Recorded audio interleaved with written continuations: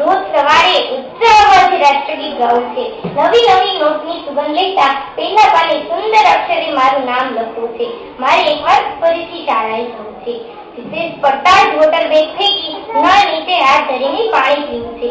જેમ તેમ lunch box પૂરું કરી મળતું મીઠું ઘોઘરાયેલ આંબલી ગોળ જમરૂ કાકડી આ બધું ખાવું છે। સાયકલના પૈડાનો સ્ટમ્પ બનાવી ક્રિકેટ રમવું છે। કાલે વરસાદ પડે તો નિશાળે રજા પડી જાય આવા વિચારો કરતા કરતા રાત્રે સૂઈ જવું છે। અનઅપેક્ષિત રજાના આનંદ માટે મારે એકવાર ફરીથી શાળાએ જવું છે। છૂટવાના ઘંટ વાગવાની રાહ જોતા મિત્રો સાથે ગપ્પા મારતા વર્ગમાં બેસવું છે। ઘંટ વાગતા જ મિત્રોનું કુંડાળ કરી સાયકલની રેસ લગાવતા ઘરે પહોંચી જવું છે। રમતગમતના પીરિયડમાં તારની વાડમાંના બે તાર વચ્ચેથી સરકીને બહાર ભાગી જવું છે। તો ભાગી જવાની મોજ અનુભવવા મારે એકવાર ફરીથી શાળાએ જવું છે। દિવાળીના વેકેશનની રાહ જોતા 6 માસિક પરીક્ષાનો અભ્યાસ કરવો છે। દિવસભર કિલ્લો બાંધી માટીને પગથી તોડી હાથ ધોયા વિના ફરાળી થાળી પર ઝાપડવું છે।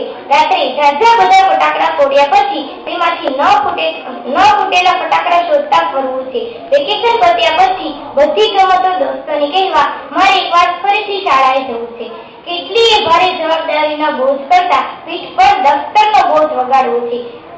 ગમે તેવી ગરમીમાં એર કન્ડિશન ઓફિસ કરતા પંખા વગરના વર્ગમાં બારી ખોલીને મારે બેસવું છે। કેટલીય તૂટફૂટ વચ્ચે ઓફિસની આરામદાયક ખુરશી કરતા બેની બાકડીએ 3 દોસ્તોએ સાથે બેસવું છે। બંધન પ્રભુની દેન છે।